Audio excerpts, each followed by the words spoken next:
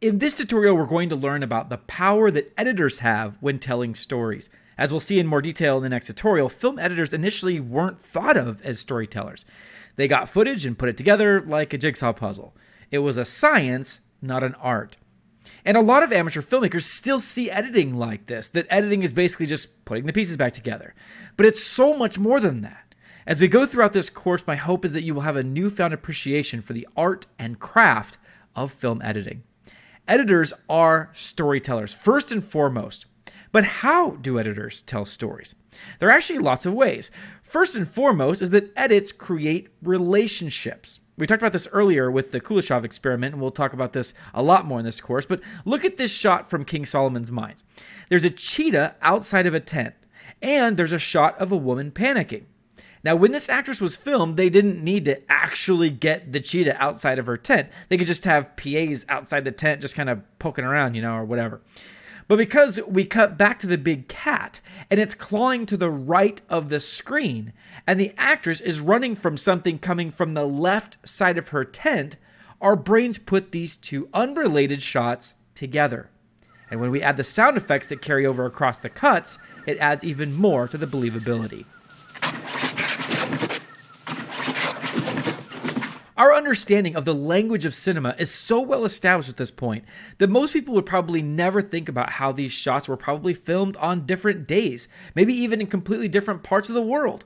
But the edit creates the relationship between the two shots, and we get it. So editors have the power to suggest realities that don't exist simply by the power of an edit. Another one of the biggest storytelling tools that editors have is the order of shots and scenes.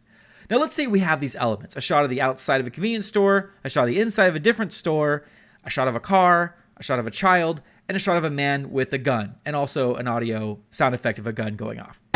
Now you can tell all kinds of stories with just those shots. If we started with the outside of the store and then cut to the inside, the audience would likely believe that these are from the same location and that we're going inside of this location. If we then showed the kid and they were the first character that we saw, the audience would think that this is a story about the kid. So then if we showed the outside of the store again and heard the gunshot, we would be suggesting that there was a shooting inside and that the child was in danger. If we then showed the car, then the guy with the gun, it would suggest that this guy is just showing up and that he's responding to the gunshot. The audience would probably assume he's a hero.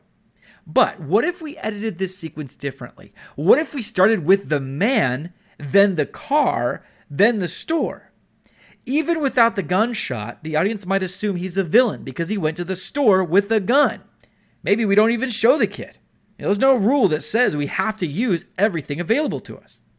As a matter of fact, that's another way that editors tell the story, by removing elements.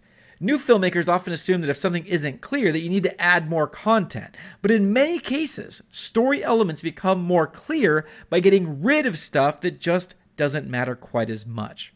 Now, there are tons of other ways that editors are storytellers. In the acting performances they choose, in the way they pace the film and control the tone, the shot sizes they choose, and so much more. Editors don't just stitch things back together. They are there to make sure that the story gets told in the most compelling way possible.